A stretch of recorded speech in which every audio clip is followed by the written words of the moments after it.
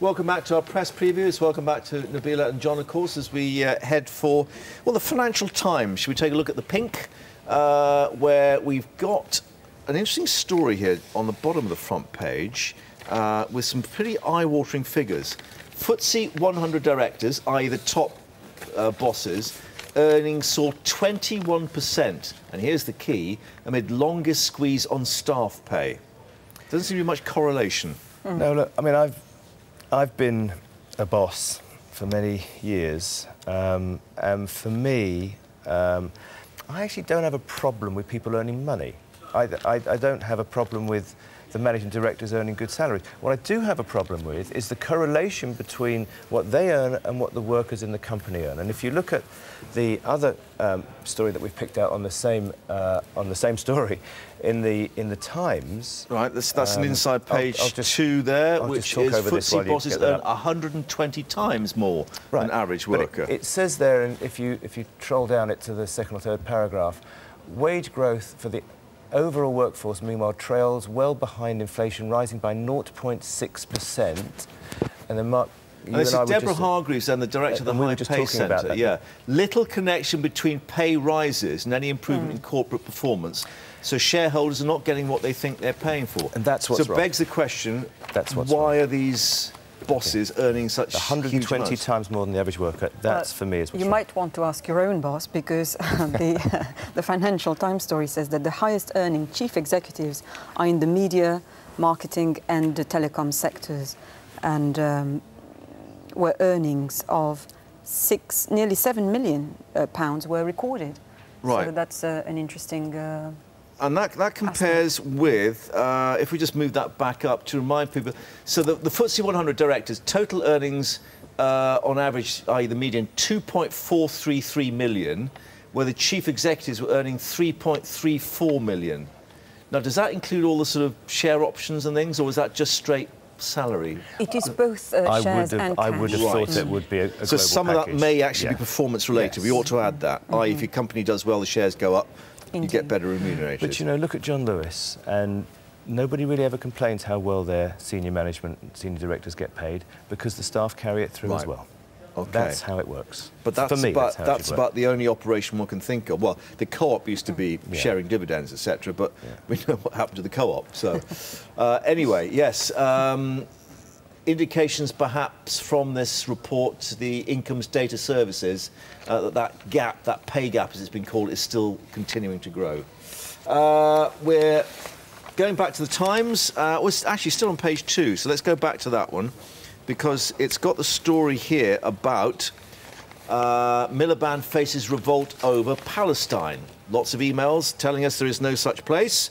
However, there may be a vote of MPs in Westminster tomorrow that decides there should be such a place. And I think there should. I think there is a state of Israel which should be there, and there's a state of Palestine that should be there. I mean, I made the point, and we talked about this a few minutes ago, that I would be concerned that Hamas as a terrorist group would lay down the weapons, and if they are the elected government of Palestine, will behave as an elected government should. So that would be my precondition. I'm not the person laying down the conditions, but absolutely Palestine should have a land like Israel does.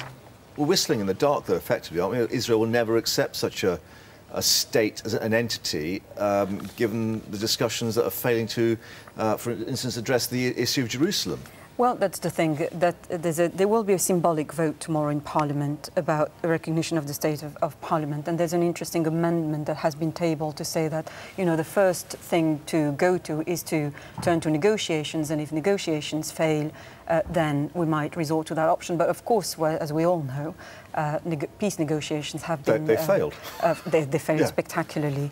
And this comes actually in the wake of a huge conference that was held today in Cairo, a meeting to raise money to rebuild Gaza, who has been largely John Kerry destroyed. was there, US Secretary of State. He was there, and I think nearly $5 to $6 billion have been raised to reconstruct Gaza only. But that doesn't, of course, sort out the problem. The problem is recurrent, you know, rounds of conflicts, illegal occupations of Palestinian land, and the problem of occupation, military occupation, more generally speaking.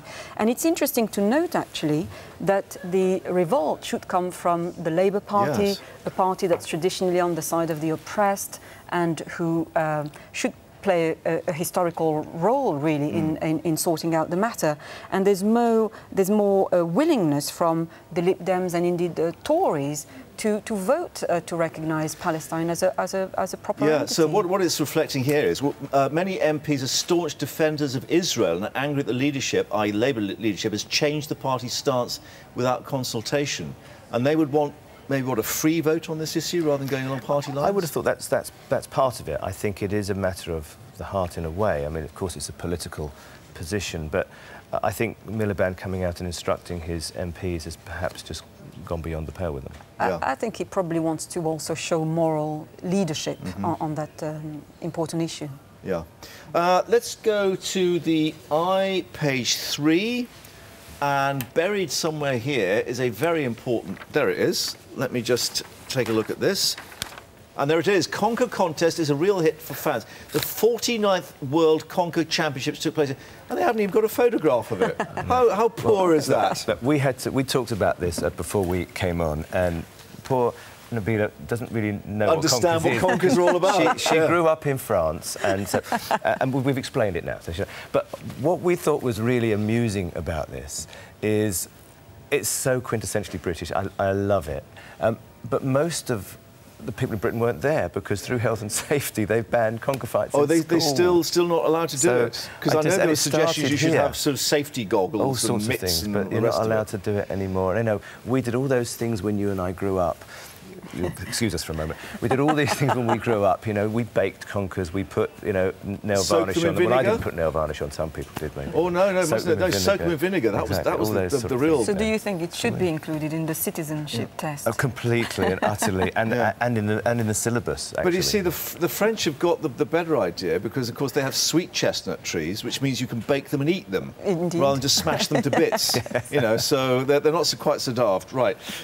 You've gone for another one that's hidden away here, so you're testing my iPad skills or otherwise.